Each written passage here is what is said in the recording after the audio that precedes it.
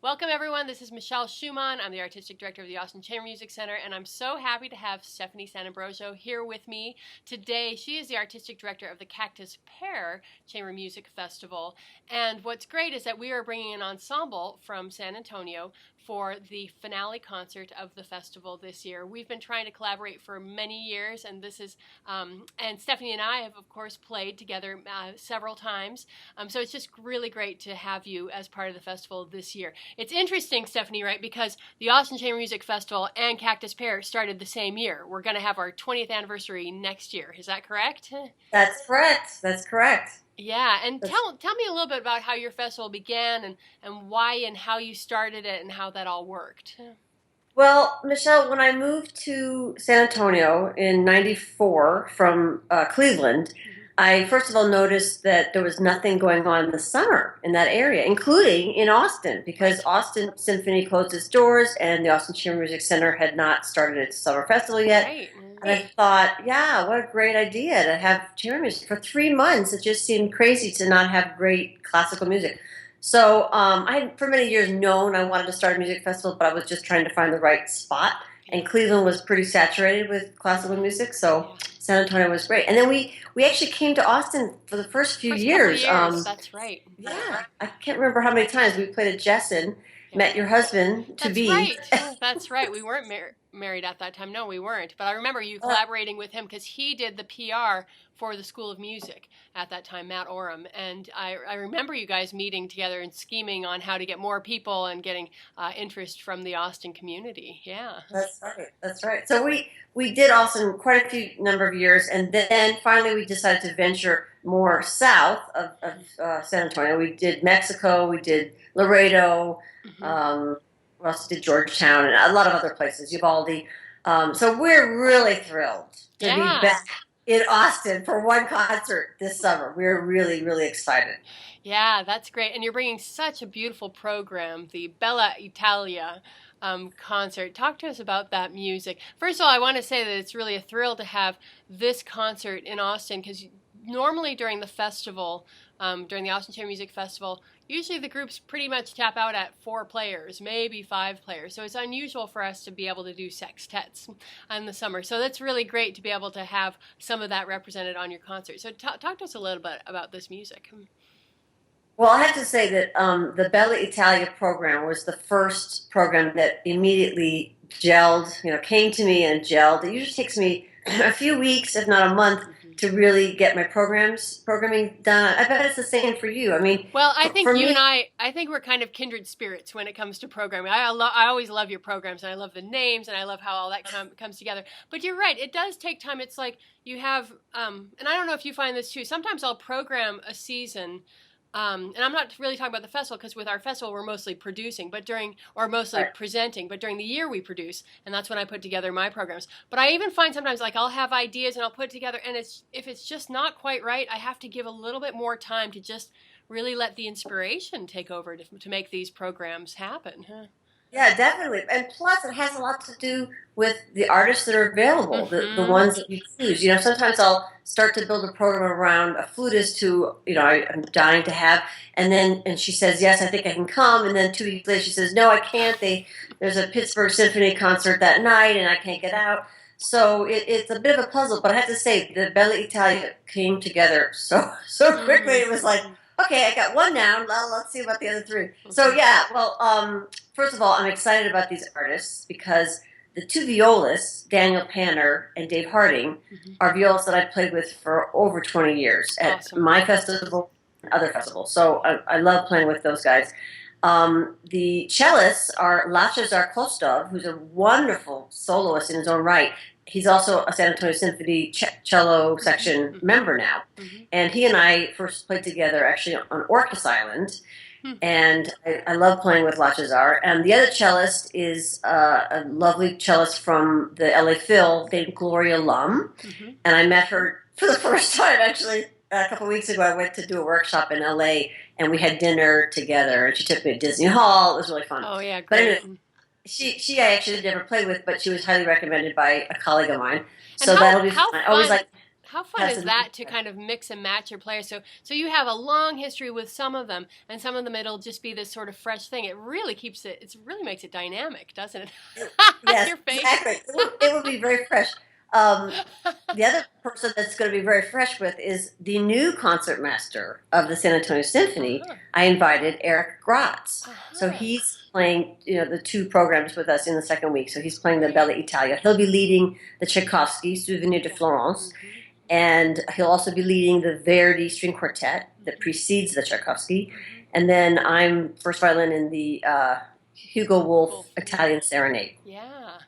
How great. So it'll be fun, to play. So there'll be two people I've never played with before, Eric and Gloria, Yeah. and then the other three I've played with, quite a bit. Yeah. So I'm just excited about it. The repertoire is really fun. I mean, it says Bella Italia. There's really only one Italian composer, and that's Yeah. Verdi. Yeah, but that's okay. There was yeah. lots of inspiration there, right? Well, yeah, the Italian Serenade and the Souvenir de Florence. They were both, an Austrian composer in Wolf was very inspired by. Well, actually, the reason why I think it's called Italian Serenade is he was writing some songs at the time, and Wolf, of course, is far better known for his songs. He's not known for his chamber music, really. Right. There's the Italian songbook by Wolf, right? Right. Yeah. And I'm not sure if this. He was writing some songs at the time, and one of the songs he was writing, the poem had to do with a young Italian violinist actually going out to find his fortune. And so he was writing a series of songs about this gentleman, and at the same time that he wrote his serenade. And originally he was going to do it, a couple other movements, but then he just loved the one movement, and it's really evocative. I mean, it's fun. There are times when it sounds like he's on a horseback riding along and having some adventure in sunny Italy. So that's a lot of fun, that string quartet, and it's short. It's a great opener, I think, for a program. And then the Verdi is unusual in that Verdi, wrote, of course, opera, tons of opera, but he's not. He didn't even like the string quartet. He didn't think it was a genre that would be well suited for him and Italy. Yeah. But he wrote it, and it was very, very successful right from the beginning. So it's a hard piece. It really is a hard piece. And it's actually, even though he's romantic opera composer, this is sort of more texturally, and the way it's composed, more sort of a hats off to the classic composers, Mozart and Haydn and Beethoven. It's very classic, and it's the way it's created. It's hard. It's really I keep saying that it's hard, but I have played it, and I believe the other three have also played it before, so that'll be good because it's never easy to put a string quartet, together in a few days. Because there's such a tradition of that sort of tightness and developing the sound of congealed parts and everything, and there's such an expectation of that because there are so many touring string quartets, right? So exactly. Yeah. Yeah, but you'll get the peak. You'll get the peak of our performance because it's our final concert of the 2 weeks, and we will have been working and performing that Verdi for the whole week. I expect no less, Stephanie. And tell me how this program kind of came to you, because you were mentioning it came really quickly. What inspired you to seek that out? Because it's interesting because, when you think about Italian music, classical music, chamber music, or Italianate music, really in the span of time, Vivaldi is kind of where we go to with the Italianate style and Italian composers, and then we really drop off, maybe because so many of the Italian composers focused on opera and the rest. And of course, we get little beckonings here, like the Venetian gondola songs and that sort of thing to Italy. But I think it's such a great idea to bring that in, and everyone loves everything Italian. It's the greatest thing in the world to travel to Italy and see Italian art and eat Italian food. So how great to kind of bring that into play here. So how did this idea come to you? Well, to be honest, it's because I was planning a trip to Italy myself. And so my husband and I are going to go to Italy in October for a week. I have a sabbatical from my university position in the fall. Yeah, so why are you not going for 3 months? That's my question. I wish it would be for 3 months we were going, but we're going to be there for a week, and we will. I've been to Florence, but I haven't been to Venice. haven't been to La Spezia, the Cinque Terre, area, Yeah, yeah. um, Cremona. So it'll be really fun. So Great. I was in the process of thinking about that. And also, I had played the Verdi at another chamber music festival for the very first time. And I had never played the Verdi string quartet before. And I was so impressed by it. I was really, I mean, I've played, the Puccini chrysanthemums Right. and Right. what's the other opera composer that wrote a small piece? I've done some of these other, short pieces by Italian opera composers, but I didn't realize that Verdi had written a whole string quartet because I'd never heard it in a concert No. or anything. Yeah. So, Yeah. so it's really great. It's a great piece. That's great. That's great. So, what other concerts are you going to be playing during your festival? Well, we have the same week, but earlier in the week we have something I'm calling Germanic Giants, and it's music by Mozart and by Beethoven and by Brahms, and we're finishing with the Brahms G major sextet, which is one of my favorites. Oh, yummy. That'll be fun. And Eric is going to do a Beethoven string trio with two of the guys, and then I'm playing the Mozart G major duo with Dave Harding. So that'll be really fun. And then the first week is two different programs. The second program is an all Jewish composer program, which will be a lot of fun, ending with Copland's Appalachian Spring Suite. We're going to play that with 9 players, actually, instead of 13. Oh, fun. Fun. Such a great piece. What? It's such a great piece. Yeah, it's a gorgeous piece. Yeah. It is such a beautiful piece. So that'll be fun. And then in that program of all Jewish composers, we have some people that you probably never heard of, like Irving Schlein. I don't know if you've ever heard of Irving Schlein. He wrote a flute sonata in the '60s. It's beautiful, very very romantic, very fun piece. Karmit Zori is a wonderful Israeli-American violinist, and she's playing the Baal Shem Suite by Bloch. Oh, great. So, and then we're doing a Schulhoff concertino for double bass and flute, piccolo, and viola. And actually, Bruce Williams from Austin is playing that. He had mentioned, I played with him at the Victoria Bach Festival, and he had mentioned that he's coming to your festival. Yes. So that's really great. Yeah. Really fun. And then the first program of the first week, we're calling it Canciones, flute and clarinet, or actually clarinet and flute. And it's features probably Mary Monig, who's a wonderful soprano, and her husband, Evan Primo, who's a great double bass player. So we're doing some fun, Mozart flute quartet, and we're doing Schubert, Shepherd on the Rock. Oh, I love that. I love Shepherd on Rock. Oh my goodness, so beautiful. Beautiful, yeah. It's really epic, really amazing. It is so beautiful. And then the same instrumentation, flute, soprano, clarinet, piano. They're doing these 3 Mexican songs that were actually popular songs. That's going to end the first half, called Tres Canciones Mexicanas. And that music was so hard to find because I heard it on a CD and I just loved it. And the music was not in print. So I actually emailed the manager of the soprano on the CD, Jessica Rivera. And basically months went by, we were in email contact, and finally the parts were created, basically. And she was singing with the Reno Phil. In fact, here in town, I was actually in San Antonio for a concert, but she got me the music just at the last minute. Right when I was sending all the music out to my artists, suddenly this music arrived. So I was so pleased because I really didn't want to have to change that piece, especially since I named the title. The title of the program was Canciones.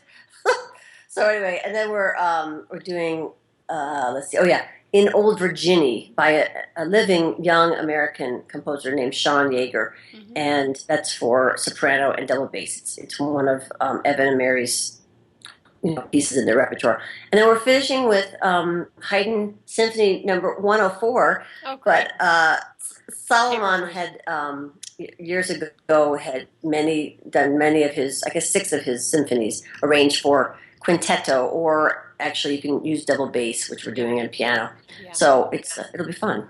How great! And you've had such a varied career, and of course, you've always been involved uh, in symphonies. So you've played in Cleveland Orchestra, and then you were a concertmaster of San Antonio Symphony, and you're concertmaster now of Fresno, Fresno. Fresno. Yeah, Fresno Symphony. And tell me, how is it? And tell our audiences, how is it different when you're between playing the violin and leading an orchestra and doing chamber music? Well, I think that the best chamber musicians are great orchestral players. Yeah. First of all, I think that in orchestra you have to be listening, Yeah. and blending and etc. When you're in a principal position or concertmaster position, you're right. You have to lead more, and I like that because you have to lead in chamber music. You have to breathe together with your colleagues and Everyone's leading in a way, in a certain way. right, Yeah. right. So. I mean, I have to say, if I had a choice to go on stage and play a string quartet or go on stage and play a symphony, I actually would rather do the chamber music. Yeah. I find it so. I mean, that's why I started a music festival, chamber music festival. Yeah. Yeah. I find it so intimate. It's kind of like I'd much rather have a dinner party for 6 or 8 people than I would to go to a big party where there's a lot of noise Yeah. and there's some people. I like that intimacy. I just love it. Yeah.